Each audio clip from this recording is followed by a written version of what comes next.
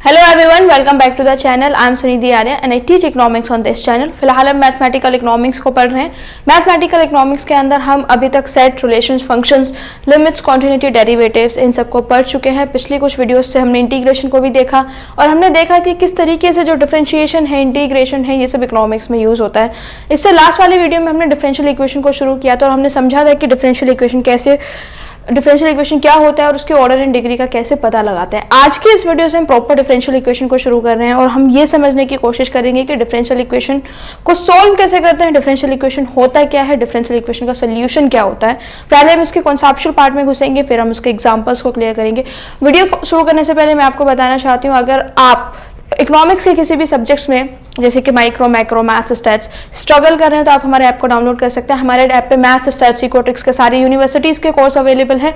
उसके अलावा हमारे पास में मैथ्स, स्टैट्स, इकोट्रिक्स यूजीसी नेट के पर्सपेक्टिव से या फिर आप कोई और एग्जाम प्रिपेयर कर रहे हैं उसके पर्सपेक्टिव से हमने पूरा जो सिलेबस है वो रेडी किया हुआ है।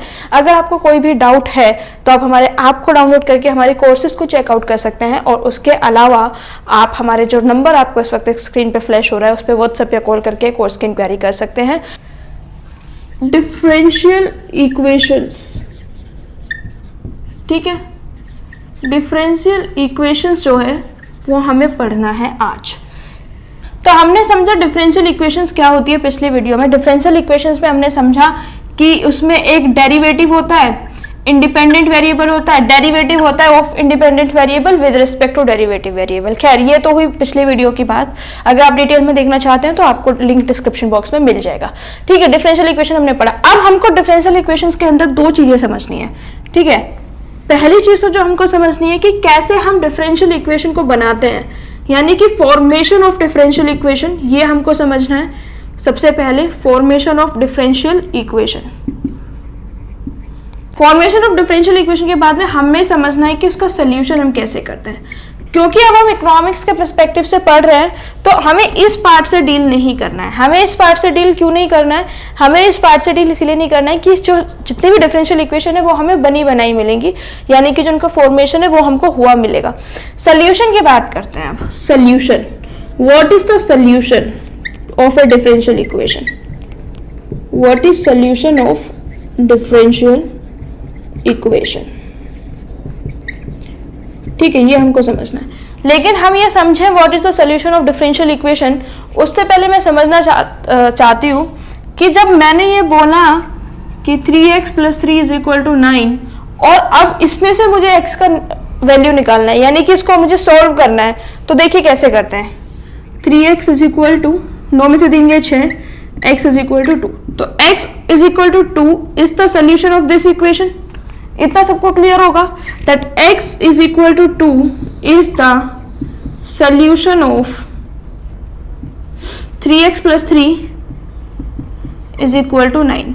अब जरा x की वैल्यू इसमें रखिए, 3 × 2 + 3 = 9, 3 × 2 = 6 + 3 = 9, 9 = 9। ठीक है, क्या समझ में आया कि जब हमने सोल्यूशन को वापस इक्वेशन में रखा तो इक्वेशन सेटिस्फाई हो गई। सेम चीज यहाँ पे भी है डिफरेंशियल इक्वेशन में।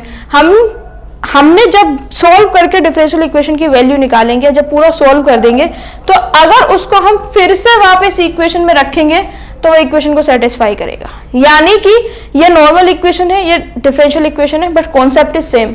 डिफरेंशियल इक्वेशन को सॉल्व करने के बाद जो वैल्यू आएगी वो उस इक्वेशन को सेटिस्फाई करेगी। पहला पॉइंट। दूसरा पॉइंट, अगर हमारा n ऑर्डर का डिफरेंशियल इक्वेशन है, अगर हमारा n ऑर्डर का डिफरेंशियल इक्वेशन है तो इसको सॉल्व करके n ही आर्बिट्ररी कांस्टेंट आने वाले हैं। बिल्कुल बेसिक चीज। ठीक है, जितने भी बार उस इक्वेशन में डेरिवेटिव प्रेजेंट है, अगर उसमें 2 हाईएस्ट ऑर्डर का डेरिवेटिव प्रेजेंट है तो 2 आर्बिट्ररी कांस्टेंट बनेंगे। अगर 4 प्रेजेंट है तो 4 आर्बिट्ररी कांस्टेंट बनेंगे। 7 प्रेजेंट है तो 7 आर्बिट्ररी कांस्टेंट बनेंगे। ठीक है, इतने में कोई कंफ्यूजन नहीं होना चाहिए। अब आगे देखते हैं। ये हमको पता चल गया कि सोल्यूशन क्या है डिफरेंशियल इक्वेशन का, आर्बिट्ररी कांस्टेंट कितने बनेंगे। अब हमको देखना है कि एग्जैक्टली सोल्यूशन होता क्या है। तो जो डिफरेंशियल इक्वेशन होती है उसके जो सोल्यूशन होते हैं वो दो तरीके के होते हैं। पहला जो सोल्यूशन होता है दैट इज जनरल सोल्यूशन, दूसरा जो होता है दैट इज पर्टिकुलर सोल्यूशन। ठीक है, एक होता है जनरल सोल्यूशन, एक होता है पर्टिकुलर सोल्यूशन। जब हमने किसी भी डिफरेंशियल इक्वेशन को सोल्व किया और सॉल्व करने के बाद उसमें कांस्टेंट आए तो कांस्टेंट के साथ वो जनरल सोल्यूशन है। ठीक है, यानी कि अगर हमारा फर्स्ट ऑर्डर डेरिवेटिव है तो एक कांस्टेंट, सेकंड ऑर्डर डेरिवेटिव है तो दो कांस्टेंट, फोर्थ ऑर्डर डेरिवेटिव है तो फोर कांस्टेंट। और जब हम उसको कांस्टेंट के साथ एज इट इज प्रेजेंट कर देंगे that is general solution, that is general solution. और जब मैंने इन कांस्टेंट को कोई एक पर्टिकुलर वैल्यू दे दी, यानी कि मैंने जब कांस्टेंट को पर्टिकुलर वैल्यू दी, एक पर्टिकुलर वैल्यू मैंने इन कांस्टेंट को क्या कर दी, असाइन कर दी। तो जब मैंने कांस्टेंट को पर्टिकुलर वैल्यू असाइन की तो क्या हुआ बेटा, तो हमने फिर पर्टिकुलर सॉल्यूशन निकाल लिया, पर्टिकुलर सॉल्यूशन। देखिए y is equal to 3x plus C, ये लेट्स से हमारी एक इक्वेशन बन के आ गई। अगर मुझे इसमें y की वैल्यू पता है और मुझे इसमें x की वैल्यू पता है तो मैं y और x की वैल्यू को रख के c की वैल्यू निकाल सकती हूँ। अब c की वैल्यू जब आई, लेट्स से c की वैल्यू 3 आ गई तो मैंने लिख दिया y is equal to 3x plus 3। ये कांस्टेंट के साथ है, ये कांस्टेंट के साथ है, तो ये हमारी जनरल सॉल्यूशन है। इसमें हमारा कांस्टेंट नहीं है तो ये हमारा पर्टिकुलर सॉल्यूशन है। तो क्या समझे आप कि जो भी हमारा पर्टिकुलर सॉल्यूशन होगा उसमें कांस्टेंट नहीं होने वाले हैं, कांस्टेंट केवल जनरल सॉल्यूशन में होने वाले हैं, पहली बात। और दूसरी बात यह है कि हमें वैल्यूज गिवन होंगी और जब हमें पर्टिकुलर सॉल्यूशन निकालना होगा तो उस प्रॉब्लम को हम बोलेंगे इनिशियल वैल्यू प्रॉब्लम। ठीक है, तो ये था कॉन्सेप्चुअल बेस डिफरेंशियल इक्वेशन को सॉल्व करने का। अब पॉइंट ये है कि how to solve the differential equations. Differential equations को सॉल्व करना कैसे है, तो डिफरेंट तरीके हैं डिफरेंशियल इक्वेशंस को सॉल्व करने के लिए। तो सबसे पहले हम देखेंगे कि नॉर्मल डिफरेंशियल इक्वेशन को कैसे सॉल्व करना है, फिर हम देखेंगे लीनियर डिफरेंशियल इक्वेशन को कैसे सॉल्व करना है, फिर हम देखेंगे कि होमोजीनियस लीनियर इक्वेशन को कैसे सॉल्व करना है, फिर हम देखेंगे कि जो नॉन होमोजीनियस है उसको कैसे सॉल्व करना है। तो ये 4 टाइप है। इन 4 टाइप में बेसिकली जो हमारा लीनियर इक्वेशंस है और जो डिफरेंशियल इक्वेशंस है, और जब हम ये चारों तरीके से समझ लेंगे कि सबसे पहले हमको क्या समझना है, सबसे पहले हमको समझना है कि जो नॉर्मल डिफरेंशियल इक्वेशन है उसको कैसे सॉल्व करना है, फिर हमको समझना है linear homogeneous equation, linear differential equation को कैसे सॉल्व करना है, फिर हमको समझना है होमोजेनियस इक्वेशन को कैसे सॉल्व करना है, फिर हमको समझना है नॉन होमोजेनियस इक्वेशन को कैसे सॉल्व करना है। तो stay tune to the channel क्योंकि वीडियोस आती रहेंगी ऐसे ही। ठीक है, अब हम देखते हैं कि एग्जांपल्स कैसे करने हैं। एग्जाम्पल्स कैसे करने हैं, हमने ये समझ लिया कि स्ट्रक्चर क्या है किसी भी क्वेश्चन को सॉल्व करने का। अब हमको क्वेश्चन ही सॉल्व करके देखना है, अब हम एग्जाम्पल्स करेंगे।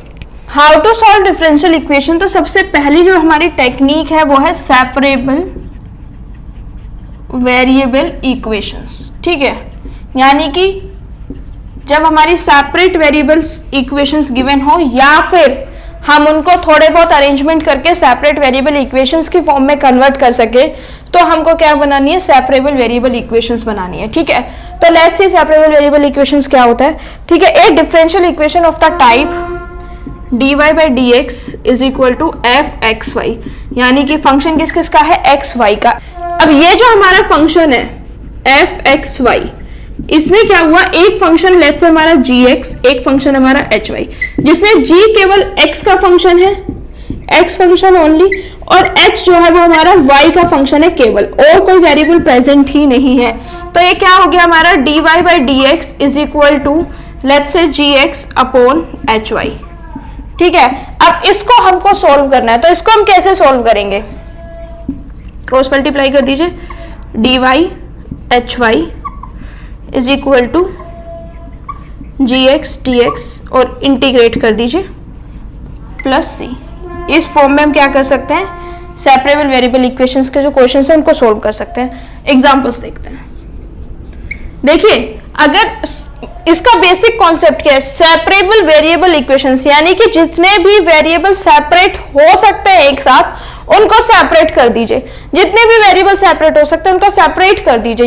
ये वेरिएबल है इसको सेपरेट कर दीजिए, ये वेरिएबल है इसको सेपरेट कर दीजिए, दोनों वेरिएबल को आपस में सेपरेट करके इंटीग्रेट कर दीजिए। बेसिक कॉन्सेप्ट ये है, ठीक है। अब एग्जांपल के थ्रू देखते हैं, बहुत बेसिक एग्जांपल से शुरू करते हैं। dy by d x is equal to x upon y कीजिए, वाई वाई वाले एक साथ, तो वाई वाई वाले एक साथ आएंगे वाई डी वाई, ये एक साथ आएगा एक्स डी एक्स, ठीक है। यानी कि जितने भी वेरिएबल्स उसमें गिवन है, जितने भी क्या, दो ही वेरिएबल गिवन होंगे क्योंकि हमने क्या माना है, दो का फंक्शन है एक्स वाई, तो एक्स एक्स के सारे टर्म्स एक साथ, उसको डी एक्स के रेस्पेक्ट में इंटीग्रेट, वाई वाई वाले टर्म्स एक साथ, उसको वाई के रेस्पेक्ट में इंटीग्रेट, ठीक है। कीजिए वाई डी वाई, वाई की पावर 2 अपॉन 2, एक्स की power 2 upon 2 plus C constant, that's it, आ गया आंसर, ठीक है। एक और देखते हैं, एग्जाम्पल 2। एग्जाम्पल क्या है, x under root y plus y square d x is equal to y under root 1 plus x square d y, ठीक है। देखिए x और y के जो वेरिएबल्स है ना वो मिक्सअप हुए हैं, तो हमको क्या करना है, अलग अलग करना है। तो y y वाले एक तरफ कर लीजिए और x x वाले क्या कर लीजिए, एक तरफ कर लीजिए। यहाँ पे क्या है, dx है और x है, और यहाँ पे क्या है, y है और dy है। तो ये जो x का कंपोनेंट है इसको इधर ले आइए, और ये जो y का कंपोनेंट है उसको इधर ले आइए, ठीक है। तो क्या हो गया, x upon under root 1 plus x square d x is equal to, ठीक है, y upon under root 1 plus y square is equal to d y, sorry d y. कुछ नहीं किया है हमने, केवल रीअरेंजमेंट किया है। और रीअरेंजमेंट में हमने क्या किया है, रीअरेंजमेंट में हमने सिंपली x की टर्म्स एक साथ, y की टर्म्स एक साथ, under root 1 plus x square को इधर ले आए, under root 1 plus y square को यहाँ पे ले गए। अब इसको इंटीग्रेट कर दीजिए। देखिए इंटीग्रेट कैसे करेंगे, सिंपल सा तरीका है सब्स्टिट्यूशन के मेथड से। तो let's say 1 plus x square is equal to t, तो 2x dx is equal to dt, x dx की वैल्यू क्या आ गई, x dx is equal to 1/2 dt, ठीक है। यहाँ पे 1 प्लस वाई स्क्वायर को t रख दीजिए, 1 plus y square is equal to T.